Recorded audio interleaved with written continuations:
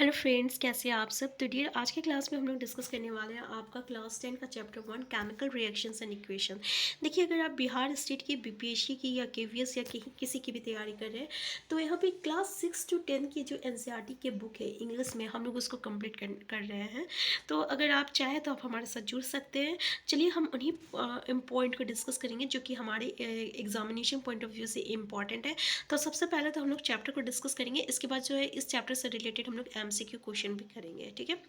तो हम लोग का जो चैप्टर है आज है ये आपका केमिकल रिएक्शन एंड इक्वेशन। अब देखिए इस चैप्टर से क्या क्या चीज़ इंपॉर्टेंट हमें देखने को मिलता है, ठीक है। तो देखिए यहाँ पे पहला जो है ना, यहाँ पे एक एक्टिविटी किया गया है, जैसे कि यहाँ पे आपका burning of magnesium ribbon in air and collection of magnesium oxide in watch case. इसका मतलब क्या हुआ, अगर मान लीजिए मैग्नीशियम रिवन जो है, मैग्नीशियम अगर ये आपका रिएक्ट कर रहा है मतलब ऑक्सीजन के साथ, तब ये क्या दे रहा है, आपका मैग्नीशियम ऑक्साइड दे रहा है। क्या दे रहा है, मैग्नीशियम ऑक्साइड दे रहा है, ठीक है, याद रखिएगा।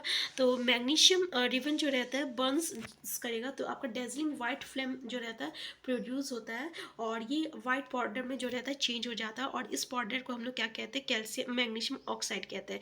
ये किस लिए हुआ, क्योंकि इसमें मैग्नीशियम और ऑक्सीजन जो रहता है, जो ये एक दूसरे के साथ रिएक्ट करता है और मैग्नीशियम ऑक्साइड बनाता है, ठीक है।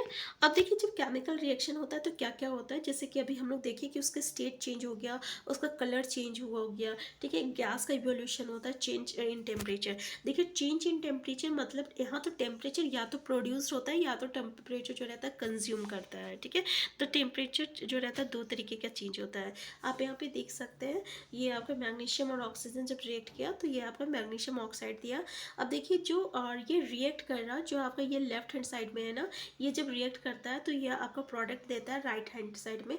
तो जो सब्सटेंस जो रहता है एक दूसरे से रिएक्ट करते हैं उसको हम लोग रिएक्टेंट कहते हैं। इसके बाद एक न्यू सब्सटेंस जो बनता है राइट हैंड साइड में उसको हम लोग क्या कहते हैं, प्रोडक्ट कहते हैं। तो इसको हम लोग लेफ्ट हैंड साइड कहते हैं, इसको हम लोग राइट हैंड साइड कहते हैं। तो इस तरीके से जो है हम लोग इसको जो रहता है रिएक्टेंट को, और जो रहता है प्लस के साइन से जो रहता है डिनोट करते हैं, जैसे 2 या 3 से जितना भी रहेगा तो उसको हम लोग प्लस साइन करके डिनोट करेंगे। और जो राइट हैंड साइड में रहा, अगर यहाँ पे और कुछ बनता तो यहाँ पे प्लस करके हम लोग लिख सकते थे, लेकिन यहाँ पे एक ही प्रोडक्ट बना, मैग्नीशियम ऑक्साइड बना, ठीक है। अब देखिए writing a chemical equation. Chemical equation अगर क्या होता है, तो कभी भी जब भी केमिकल रिएक्शन को जो है जब हम लोग रिप्रेजेंट करते हैं सिंबल के थ्रू, तो वो केमिकल इक्वेशन कहलाता है। जैसे कि मैग्नीशियम ऑक्सीजन रिएक्ट किया तो हम लोग नहीं लिख के इसको, मैग्नीशियम का जो आपका सिंबल है Mg हो गया, ऑक्सीजन का जो सिंबल है O2 हो गया, ये रिएक्ट किया तो MgO हो गया, ठीक है। तो इसको अब हम लोग किससे लिखे, सिंबल से लिखे, तो इसको क्या कहेंगे हम लोग, केमिकल इक्वेशन कहते हैं, ठीक है। बैलेंसिंग एक केमिकल इक्वेशन आप लोगों को आना चाहिए, क्योंकि मे भी क्वेश्चन जो है पूछ लिया जाए। तो जैसे कि यहाँ पे ये दिया हुआ रिएक्शन, अब इसको हम लोग बैलेंस कैसे करें, ठीक है। तो जैसे कि यहाँ पे दिया हुआ है, सबसे पहले हम लोग लेफ्ट हैंड साइड को लिखेंगे और राइट हैंड साइड को लिखेंगे। यहाँ पे लेफ्ट हैंड साइड को लिख लिए, जिंक है, हाइड्रोजन है, सल्फर है, ऑक्सीजन है। तो यहाँ पे जिंक एक है, और देखिए राइट हैंड साइड में भी एक है, ठीक है। इसी तरह हाइड्रोजन इधर 2 है, इधर हाइड्रोजन भी 2 है, इधर सल्फर एक है तो इधर भी सल्फर एक है, और इधर ऑक्सीजन 4 है तो इधर भी ऑक्सीजन 4 है। तो ये क्या है, एक तरह का बैलेंस केमिकल इक्वेशन है, ठीक है। क्या है, बैलेंस केमिकल इक्वेशन है, ठीक है। इसी तरह एक एग्जाम्पल हम लोग ले लेते हैं यहाँ पे। देखिए जैसे कि Fe इधर लेफ्ट हैंड साइड में एक ही है, लेकिन राइट हैंड साइड में 3 है, तो ये बैलेंस केमिकल इक्वेशन नहीं है। तो यहाँ पे पहले तो हम लोग इंडिकेट करेंगे कि यहाँ पे नंबर ऑफ एटम जो है रिएक्टेंट में कितना है, और नंबर ऑफ एटम जो है प्रोडक्ट में कितना है। देखिए अब आप तैयारी कर रहे हैं आपका बीपीएससी का, बिहार स्टेट का, और किसी भी टीचर लेवल एग्जामिनेशन का, तो इसलिए हम थोड़ा सा स्पीड कर रहे हैं। अगर आपको लगता है कि हम थोड़ा स्लो करें तो कमेंट बॉक्स में ज़रूर बताइएगा। तो जैसे कि आप देख सकते हैं ना, आयरन में तो एक ही है लेफ्ट हैंड साइड में, लेकिन प्रोडक्ट में 3 है। तो हम लोग क्या करेंगे, सबसे पहले आप तो इसको हम लोग इसको पहला क्या करना है कि हम लोगों को इसको जितने भी ये एलिमेंट है उसको बैलेंस, उसको एक एक मतलब कि बॉक्स में रखना है।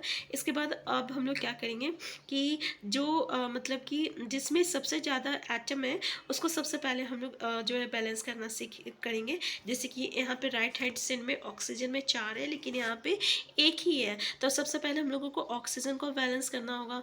तो क्या करेंगे, ऑक्सीजन को बैलेंस करने के लिए यहाँ पे हाइड्रोजन के आगे लिख देंगे। तो यहाँ पे 4 ऑक्सीजन तो हो गया, लेकिन यहाँ पे 8 हाइड्रोजन हो गया। यहाँ पे कितना हाइड्रोजन है, यहाँ पे 2 ही हाइड्रोजन है। तो पता है नेक्स्ट स्टेप में क्या करेंगे, नेक्स्ट स्टेप में क्या करते हैं, अब इसके आगे हम लोग 4 लिख देते हैं। अगर इसके आगे हम लोग 4 लिख दिए तो ये भी हाइड्रोजन 4 हो गया, ये भी हाइड्रोजन 4 हो गया। अब यहाँ ऑक्सीजन भी बैलेंस हो गया, हाइड्रोजन भी बैलेंस हो गया ना। तो ये समझ में आ गया इक्वेशन। अब यहाँ पे नेक्स्ट है, हम लोग के पास आयरन का 3 एटम है, लेकिन यहाँ पे एक ही एटम है। तो यहाँ पे हम लोग 3 लिख देते हैं। तो ये भी बैलेंस हो गया, ये भी बैलेंस हो गया। अब इस तरीके से हम लोग देखते हैं कि ये हम लोगों का बैलेंस इक्वेशन जो है बन जाता है। ठीक है, ये तो सेकंड स्टेप था। थर्ड स्टेप में हम लोग क्या किए थे कि हम लोग आयरन के आगे भी आपका 3 ऐड कर दिए थे। तो अब क्या बन गया, ये आपका बैलेंस इक्वेशन हो गया। ठीक है, अब इसके बाद लास्ट में हम लोग फिजिकल स्टेट क्या होता है, जैसे कि आपका आयरन जो है सॉलिड स्टेट है तो एस लिख देंगे, वाटर जो है गैसेस फॉर्म में है तो जी लिख दिए। तो इस तरीके से उसका जो स्टेट रहता है ना वो हम लोग इंडिकेट करते हैं। यहाँ पे एक रिएक्शन दिया हुआ है, इसे आप देख लीजिएगा। ये जो है फोटोसिंथेसिस का रिएक्शन है। ये कार्बन डाइऑक्साइड जो वाटर के साथ जो रहता है रिएक्ट करता है सनलाइट और क्लोरोफिल के प्रेजेंस में, तो ये आपको ग्लूकोज बनाता है और ऑक्सीजन रिलीज करता है और वाटर देता है, जबकि ऑक्सीजन को हम लोग कंज्यूम करते हैं। ठीक है, और ये ग्लूकोज जो रहता है जो खाना बनाता है, ये आपका लिप्स में जो रहता है स्टार्च के फॉर्म में स्टोर रहता है। तो ये रिएक्शन को जरूर याद कर लीजिएगा, अच्छे से देख लीजिए, यहाँ से क्वेश्चन भी आपका बनता है। ठीक है, अब देखिए सबसे इम्पॉर्टेंट है आपका टाइप्स ऑफ आपका रिएक्शन, कितने टाइप्स ऑफ रिएक्शंस होती है। तो पहला जो रहता है कॉम्बिनेशन रिएक्शन। ठीक है, अब रिएक्शन कॉम्बिनेशन के नाम से ही हम लोगों को क्या पता चला कि ये जो है कंबाइन करता है। ठीक है भाई, कंबाइन करता है तो ले लेते हैं हम लोग यहाँ पे लिए जैसे कि कैल्शियम ऑक्साइड है, ये ले लिए, जिसको हम लोग क्विक लाइम कहते हैं। पूछा जाएगा कैल्शियम ऑक्साइड का जो है नाम क्या है, तो याद रखिएगा क्विक लाइम है, इसको हम लोग कैल्शियम ऑक्साइड कहते हैं। ठीक है, और इसको हम लोग जो केमिकल नेम है ये आपका क्विक लाइम है। ये जब वाटर के साथ रिएक्ट किया, ये क्या दिया आपका कैल्शियम हाइड्रो ऑक्साइड दिया। अब कैल्शियम हाइड्रो ऑक्साइड को हम लोग क्या कहते हैं, स्लैक्ट लाइम कहते हैं। तो यहाँ पे 2 चीज़ कंबाइन कर रहा, तब ये एक न्यू प्रोडक्ट बना रहा है जिसको हम लोग कैल्शियम हाइड्रोक्साइड कहते हैं, इसको हम लोग स्लैक लाइम कहते हैं। तो ये क्या होता है आपका कॉम्बिनेशन रिएक्शन कहते हैं। ठीक है, तो जिसमें कि एक सिंगल प्रोडक्ट जो रहता है फॉर्म्ड होता है बाय कंबाइनिंग 2 और मोर रिएक्टेंट। यहाँ पे देखिए एक सिंगल प्रोडक्ट बन रहा ना, कैसे बन रहा सिंगल प्रोडक्ट, जब 2 और उससे ज़्यादा जो है आपका रिएक्टेंट कंबाइन कर रहा है। इधर वाला लेफ्ट हैंड साइड वाला रिएक्टेंट है, इधर वाला प्रोडक्ट है। तो एक सिंगल प्रोडक्ट बन रहा कब बनता है, जब 2 और मोर रिएक्टेंट जो रहता है कंबाइन करता है, तो इसको हम लोग कॉम्बिनेशन रिएक्शन कहते हैं। क्लियर हो गया, कॉम्बिनेशन रिएक्शन किसको कहते हैं। ऐसे ही एग्जाम्पल है आपका, जब कार्बन जो है ऑक्सीजन के साथ रिएक्ट करता है तो कार्बन डाइऑक्साइड बनाता है, ये भी कॉम्बिनेशन रिएक्शन हो गया। ठीक है, अब देखिए हम लोग देखे थे ना कि जब रिएक्शन होता है ना तो यहाँ पे आपका टेम्परेचर में भी चेंज होता है। तो रिएक्शन जिसमें ये जो रहता है 2 तरह का चेंजेस हो सकता है रिएक्शन में। एक जो होता है आपका एंडोथर्मिक रिएक्शन होता है, ठीक है, और एक जो रहता है एक्सोथर्मिक रिएक्शन होता है। क्या होता है, एक्सोथर्मिक रिएक्शन होता है। तो जिसमें हीट जो रहता है ना रिलीज होता है और प्रोडक्ट का फॉर्मेशन होता है, उसको हम लोग एक्सोथर्मिक रिएक्शन कहते हैं। ठीक है, जैसे कि यहाँ पे जो रिएक्शन हुआ, ठीक है, ऐसा कोई भी रिएक्शन जहाँ पे आपका हीट जो रहता है रिलीज होता है तभी प्रोडक्ट का फॉर्मेशन होगा, उसको एक्सोथर्मिक रिएक्शन कहते हैं।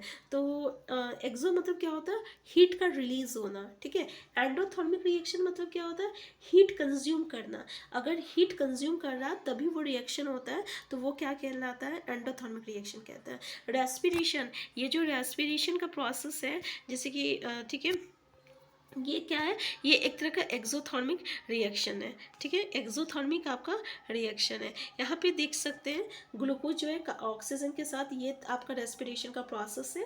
ग्लूकोज जो है जब ऑक्सीजन के साथ कंबाइन कर रहा तो ये आपका कार्बन डाइऑक्साइड दे रहा, वाटर दे रहा, एनर्जी रिलीज कर रहा है। तो यहाँ पे एनर्जी क्या हो रहा है, रिलीज हो रहा है। तो ये कैसा रिएक्शन हो गया, एक्सोथर्मिक रिएक्शन हो गया। क्लियर है ना एक्सोथर्मिक रिएक्शन क्या है। तो नेक्स्ट है हम लोगों का डिकम्पोजिशन रिएक्शन। तो डियर आज का क्लास हम यहीं तक रखते हैं। नेक्स्ट क्लास में जो है इस चैप्टर को हम लोग कंटिन्यू करेंगे और फिर इससे रिलेटेड हम लोग एमसीक्यू चैप्टर को करेंगे। तो हम लोग बहुत जल्द जो है आपका क्लास 9-10 का एनसीईआरटी को कंप्लीट करने वाले हैं आपका साइंस का।